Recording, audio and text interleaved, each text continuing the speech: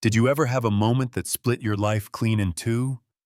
The before that felt predictable, and the after that felt like a storm you somehow walked straight into with your chin up. Have you ever tasted humiliation so sharp it made your teeth ache like metal on your tongue? If a powerful man slapped you across the face in a room full of money cameras and fake smiles, what would you do? My name is Alana Brooks, and I'm going to tell you what happened to me on a Tuesday night in Manhattan, 8:43 p.m., under chandelier light that made everything look expensive, even the air. We were on the rooftop at Aurelia where the napkins are folded like swans. The jazz moves lazy through the room, and the skyline poses out the glass like it knows it's being watched.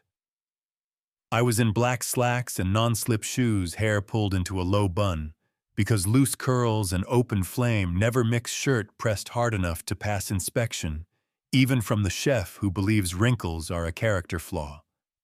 I know the regulars by the way they breathe. Still water, no lemon. Sparkling, one slice of lime. Rare steak, extra hot plate. I don't eat bread, but they always do, you know what I mean. He walked in, and the room adjusted itself like a compass near a magnet. Tian Lei billionaire in a midnight blazer, two bodyguards in stone-gray suits, assistants with tablets. A woman at his shoulder, the maitre d' called a translator, even though his English was clean and cold. He didn't look at people, he looked through them, and that's a different kind of weather. He took the corner booth with the view the one proposals and midlife crises fight over, and I did what I always do.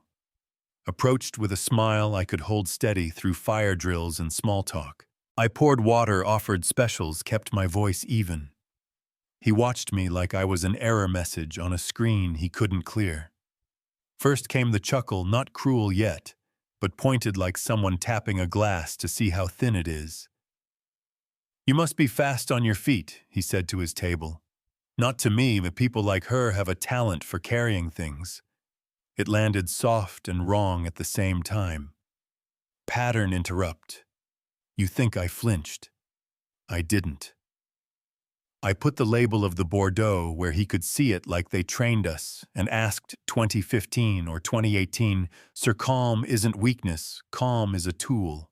Before I tell you how the bottle tilted, I want to tell you why I was there. I grew up in Newark in a one-bedroom we made into three with curtains, my mom Denise working double shifts at the laundromat, coming home smelling like dryer sheets and grit.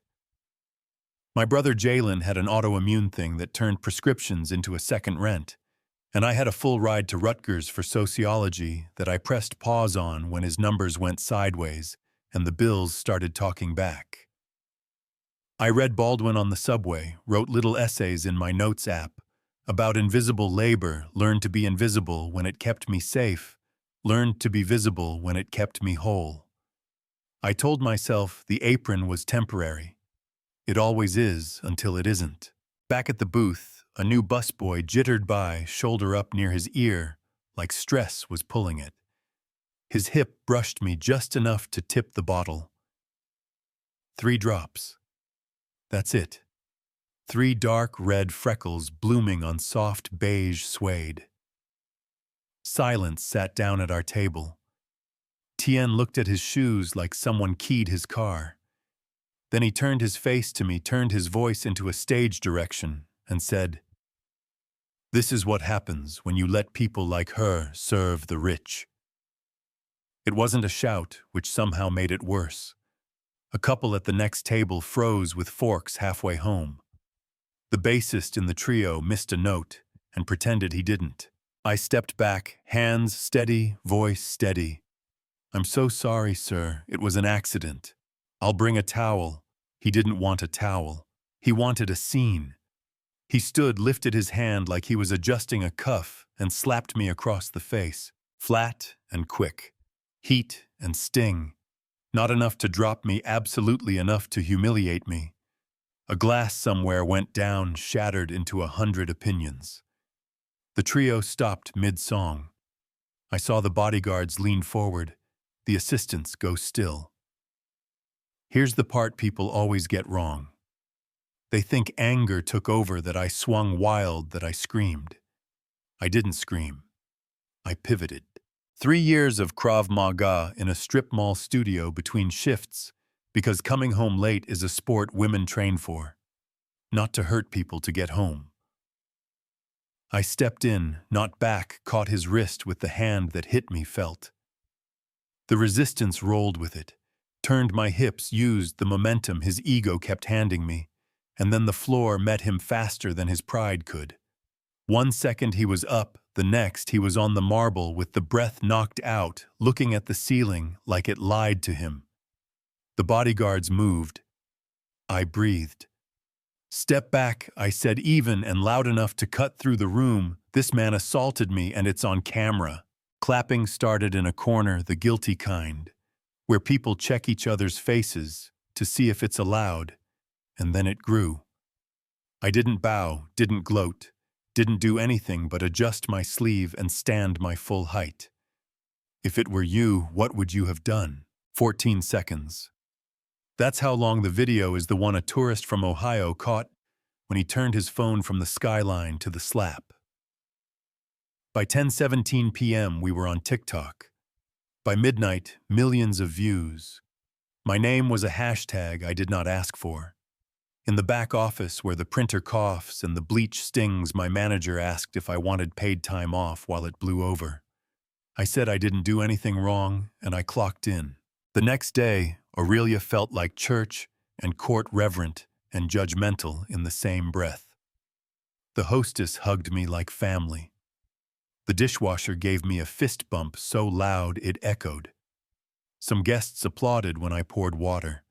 Some stared like they were trying to solve me. Some whispered good for you like contraband. Outside signs. Silence is complicity. Stand with Alana. Also outside, suits with frowns telling cameras I had assaulted a foreign investor and ruined an economy before dessert. Online there were edits with Beyoncé and Kendrick think pieces, and rage threads, people protecting him with words like misunderstanding and cultural context, like those phrases could sand down the bruise. From him, nothing. Silence, like it was a strategy he could put on and walk away. Stick around because what happened next will blow your mind. Silence invites curiosity. 2 days and a junior reporter posted a thread. Who is Tian Lei really? It didn't explode. It smoldered. Then it found air. Former employees, interns, and assistant, different offices, same patterns. A black woman who once worked just outside his door whispered through the bars of an NDA that the comments weren't jokes, that promotions hovered out of reach, that discipline had a racial tone you felt in your bones. An engineer in London said accents were mocked, ideas were stolen, credit redistributed to the nearest suit. A former HR director said complaints piled up somewhere between not actionable and handled internally, which is where truth goes to suffocate. The market did what it does when it smells smoke. It panicked in a suit. The board that loved his hard edges formed a quorum in a bland room with worse coffee. Government partners paused contracts like someone pressed the world's longest hold button. Shareholders learned the word accountability because the stock price taught it to them. People who had nodded through his monologues started reading the subtitles for the first time. Meanwhile, I tied my apron and went to work, because tips don't collect themselves and rent is not shy. Now the twist. The woman at his shoulder that first night, the so-called translator who wouldn't meet my eyes. She came back to Aurelia alone. No entourage, no statues disguised as bodyguards, just a thin coat and a look like sleep had stopped returning her calls. She asked for my section and ordered tea she never touched. "Can we talk when you're off?" she said, voice like the edge of paper.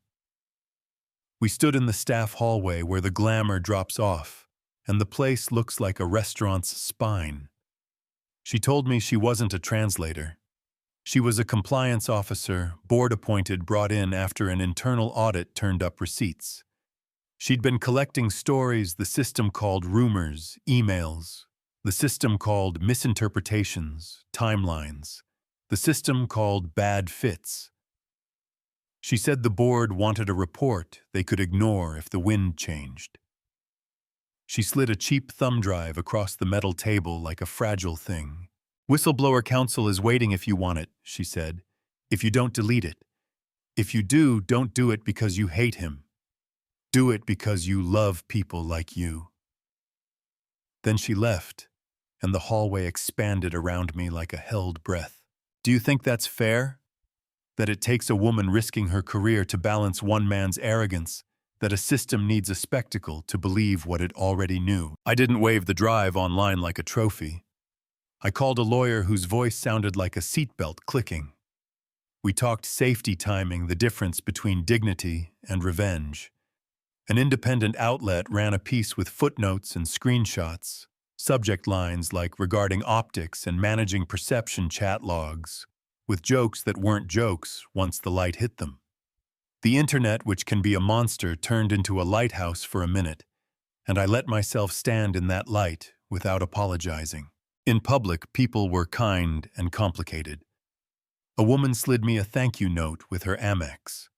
A man in a suit told me I was anti-business between bites of foie gras. Old photos of me surfaced. My GPA became a character in somebody else's argument. A tweet I wrote in 2016 got reinterpreted by strangers with free time. My manager said, "We're family here." And I told him families don't dock your pay for crying in the walk-in. And we stared at each other like two people sharing a boat they didn't realize was leaking. Yeah, that happened. There was a quieter moment too, the kind that holds your whole heart steady. My mother called after the first big expose hit. She didn't ask about the video or the hashtags. She said, "Baby, your brother's numbers looked good today." And I sat on the back steps with the city humming and cried into my sleeve because hope is heavy when you've been lifting fear for so long. A week slipped by like a year. TV shows called podcasts, emailed an agent, asked if I had time to capture this narrative, which is a phrase that makes real life sound like a butterfly you pin to velvet. I said, no, and then I said yes to one morning show, not because I wanted to be a symbol on a couch, but because I know how silence gets used by the wrong people. I wore a simple navy dress, did my own hair, sat under studio lights that make everything look flatter than truth, and I said the thing I needed recorded. I didn't fight back to go viral. I fought back because no one gets to lay a hand on my face and write my value there. I talked about Baldwin and the Subway and Tupperware lunches, about my mother's hands that looked like prayer, and work about Jalen dancing on a good lab day, about how dignity isn't loud, it's steady. The audience stood up. I went home on the train. A girl with braids asked for a selfie and told me her manager calls her sweetheart, like he owns the word. If it were you, what would you tell her? Brand deals slid into my inbox like a parade I didn't ask for. Shoes, water filters, candles with empowerment on the label. A publisher wanted a book yesterday. Hollywood wanted the treatment with a 3-act structure and a soundtrack. I said no because my stomach said no, and I set up a scholarship in my mother's name instead for women of color in the service industry who need one extra zero in the moment it matters. I partnered with a nonprofit that teaches workers to document abuse in ways judges respect. I started speaking at high schools and community centers, not about virality, but about boundaries you can touch in the dark when your voice shakes. How did it end? That depends on what you call an ending. The board that once celebrated his ruthlessness voted to transition leadership, which is corporate for pack-a-box.